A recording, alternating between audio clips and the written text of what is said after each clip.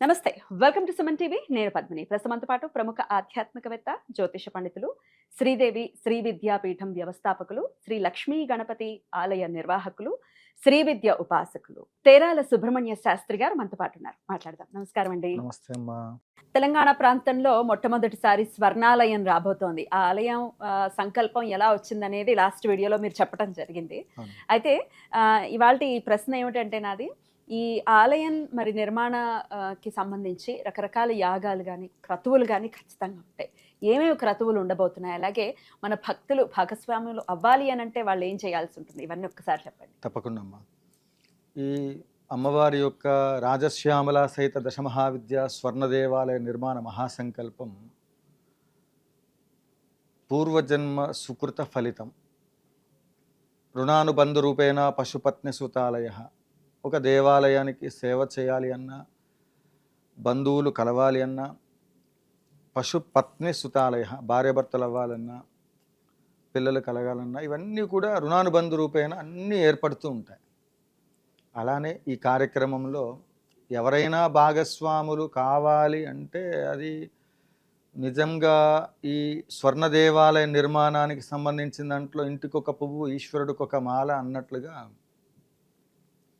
మనం చేసే ఈ సంకల్పంలో భగవంతుడు సత్యనారాయణ స్వామి వారి యొక్క వ్రత కథను మనం గమనించినట్లయితే రాజు, మంత్రి, పురోహితాదులందరినీ పిలిచి సభ చేసి రాత్రి తనకు కలిగినటువంటి ఒక స్వప్న వృత్తాంతమంతయు కూడా తెలియచేసి సభ చేసి ఈ యొక్క వైశ్యుడికి సంబంధించినటువంటి ఒక సమస్యను వెంటనే పరిష్కారం చేయమని చెప్పేసి భటులకు వాళ్ళందరికీ ఆజ్ఞాపన చేసి స్వప్న వృత్తాంతమంతయు కూడా తెలియచేసినట్టుగా. అంటే సత్యనారాయణ స్వామి వారి వ్రత కథలో రాజుకు స్వప్నంలో కలిగిన విషయాన్ని సభ చేసి అందరికీ తెలియచేసినట్లుగా భగవంతుడు కూడా భక్తులకు ప్రేరణ తెస్తాడు.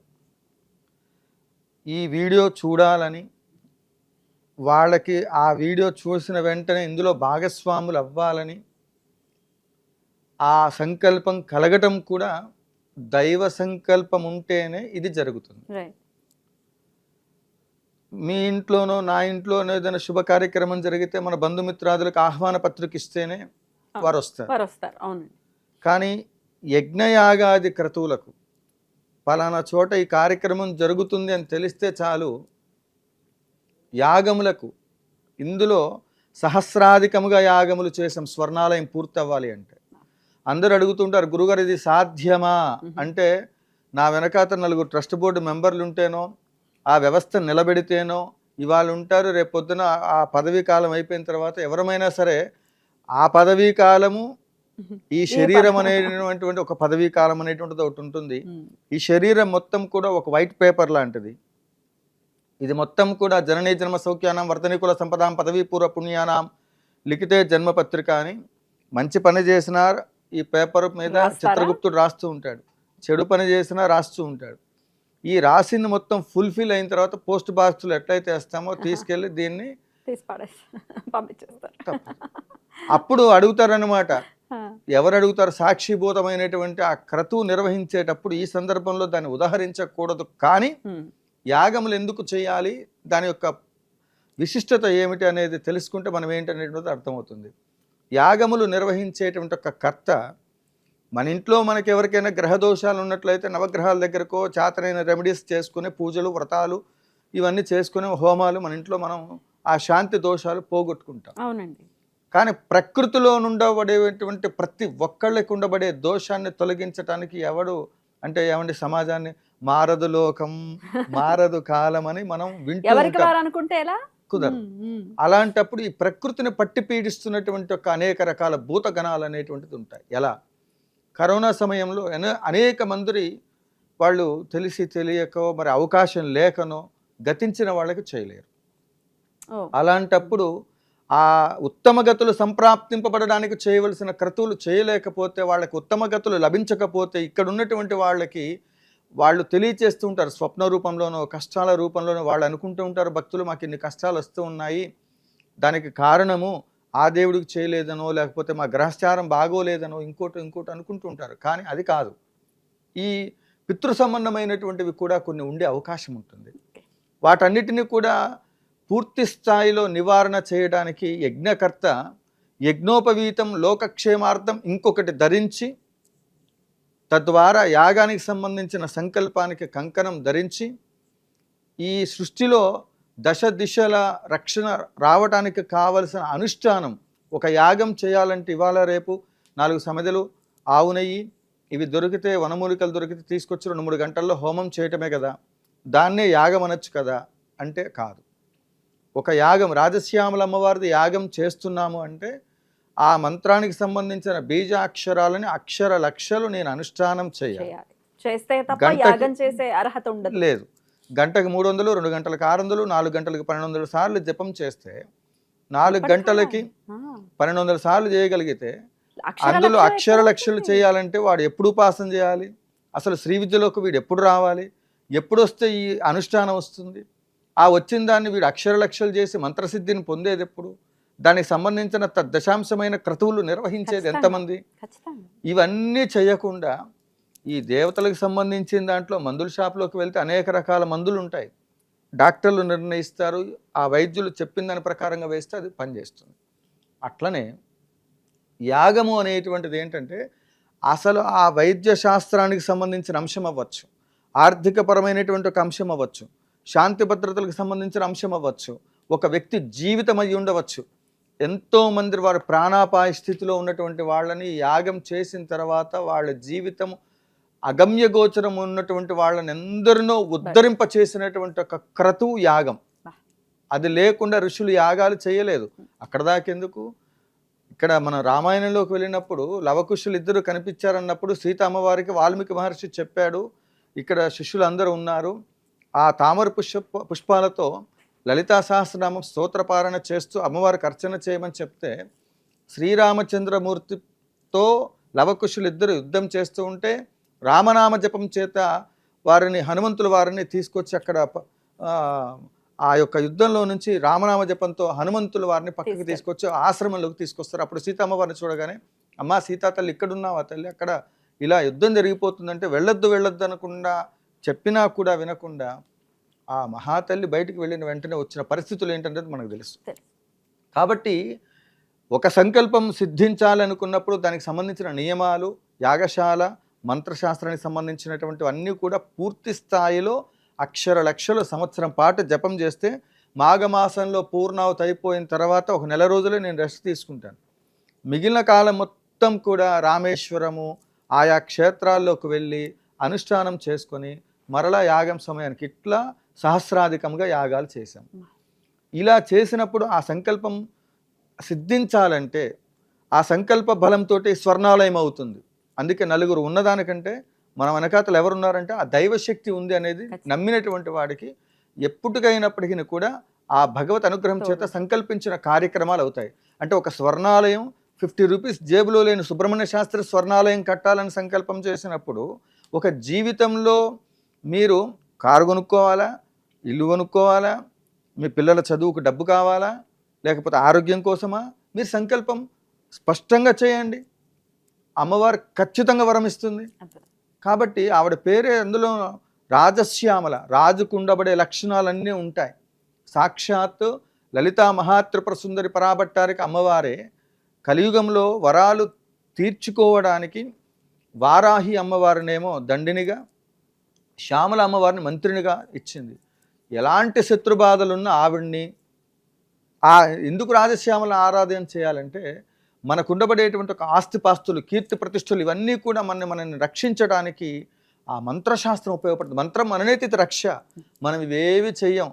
ఈ గురువు గారే ఒక ఉపాసన పరుడు రాశి ఫలితాలు చూసే వాళ్ళందరూ ఎలా ఉంటారంటే, ఆదివారం రాగానే ఏ పేజీలో ఏ గ్రహస్థితి ఎలా ఉంది, ఈ సిద్ధాంతం ఏం చెప్పాడు, ఆ సిద్ధాంతం ఏం చెప్పాడు, 10 వీడియోలు చూస్తారు భక్తులు, 10 రకాల ఎపిసోడ్లు చూస్తారు. ఒక అమ్మవారి గురించి చెప్తే 10 రకాల వాళ్ళ జిజ్ఞాస, అది వాళ్ళ భక్తి, అది వాళ్ళు ఎందులోనైనా ఒక మంచి విషయం తెలుసుకొని ఆచరించాలనే తాపత్రయం, అది ఒక మార్గదర్శకంగా ఉండాలి.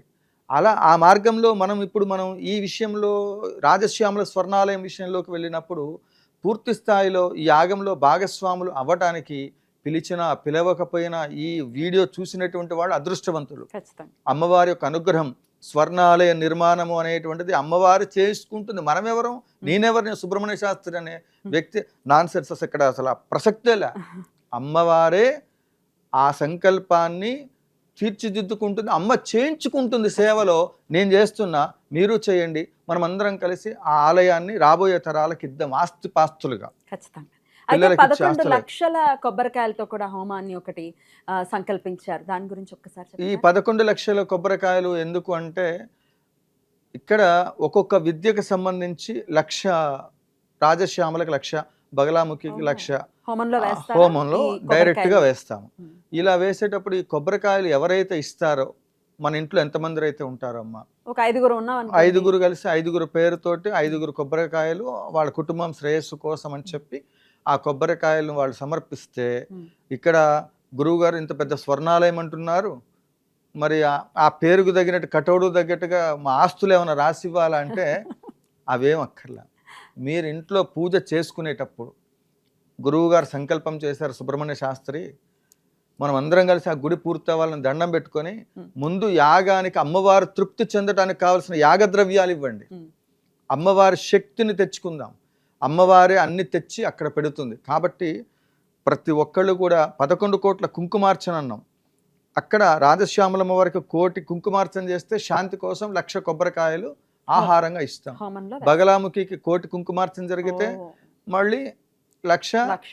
అమ్మవారికి. అందుకని 11 కోట్ల కుంకుమార్చన, 11 లక్షలతో కొబ్బరికాయలు. హోమం. ఇలా ప్రతి వాళ్ళు మీకు ఏ కష్టం ఉన్నా సరే ఆ కొబ్బరికాయలని మనకి ఆలయానికి ఆ యాగానికి సంబంధించిన దాంట్లో, కుంకుమార్చనకు సంబంధించిన దాంట్లో మీరు ఒక గ్రాము కుంకుమ, ఒక కొబ్బరికాయ, నేను అడుగుతుంది స్వర్ణాలయం పూర్తవ్వాలంటే ముందు పసుపు కుంకుమ మంగళ ద్రవ్యాలు ఇవ్వండి అమ్మవారికి. అది మళ్ళీ అమ్మవారు తీసుకొని మనం అమ్మవారి నుండి వచ్చేటువంటి ఒక ప్రతిఫలం మళ్ళీ ఆవిడకి ఇల్లు కట్టాలనుకోవటంలో ఇవి ఇస్తున్నామంటే ఆవిడ అక్కడి నుంచి చూస్తుంది, ఓరు దుంపలాగా వీళ్ళు ఇన్నిసార్లు నన్ను పిలుస్తున్నాం మన ఇంటి ముందుకి భిక్ష, నాకు ఏదైనా అవసరం వచ్చింది అక్క వెళ్ళి అమ్మ నాకు ఇది కావాలి భవతి భిక్షాందేహి అని అడిగినప్పుడు వీడు దుంపదగా వీడు పదే పదే అడుగుతున్నాడు, ఇంట్లో ఉన్న వాళ్ళు ఏం చేస్తున్నారో పోయి అని ఎట్లయితే ఇస్తారో అలా అమ్మవారి వైపు ఇన్ని కోట్లు ఇన్ని జపం ఎందుకండి అంటే ఆ అమ్మవారి యొక్క అనుగ్రహం ఆవిడికి తిరిగి మళ్ళీ స్వర్ణాలయం కట్టాలనే దాంట్లో నీ ఒక కొబ్బరికాయో, ఒక పసుపో, ఒక కుంకుమో,